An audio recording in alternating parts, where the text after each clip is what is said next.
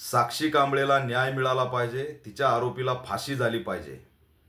बीडच्या KSK महाविद्यालयामध्ये किती मुलींना या रॅकेटनी त्यांचा बळी घेतला, ब्लॅकमेल केलं आणि आत्महत्यास प्रवृत्त केलं, याची CID मार्फत चौकशी झाली पाहिजे। CIDने सुमोटो त्या ठिकाणी कारवाई सुरू केली पाहिजे।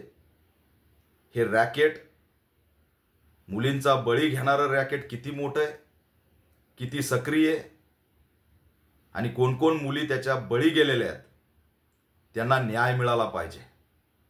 साक्षी कांबळे पुन्हा घडता कामा नये यासाठी या चौकशी करणं काळाची गरज आहे।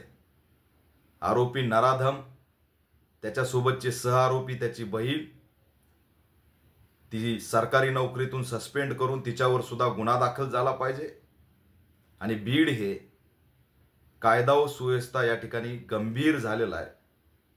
महिला वकील मारहाण प्रकरण असेल, ढाबा चालक माजलगावचा निर्घुण त्याचा हत्याकांड झालं, मुलगा सुद्धा गंभीर स्वरूपात त्या ठिकाणी अखेरच्या घटका मोजतोय।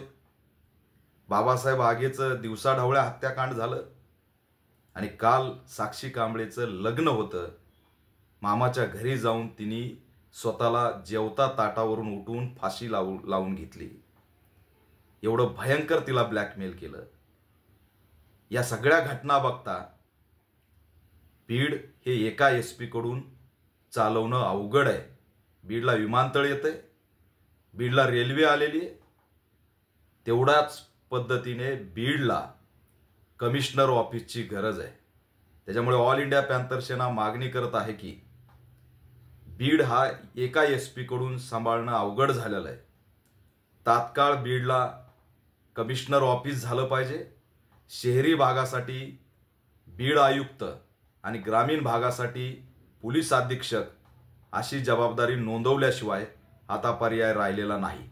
KSK महाविद्यालयासंदर्भात सखोल चौकशी करावी, आरोपीची जामीन रद्द करून पुन्हा त्या प्रकरणात सखोल चौकशी सुरू करावी आणि ज्या DYSP राठोडनी या कुटुंबाला त्या ठिकाणी अन्याय केला असा त्यांचा जो आरोप आहे त्याची चौकशी झाली पाहिजे आणि अॅट्रॉसिटी ॲक्ट अंतर्गत त्याच्यावर सुद्धा कारवाई झाली पाहिजे।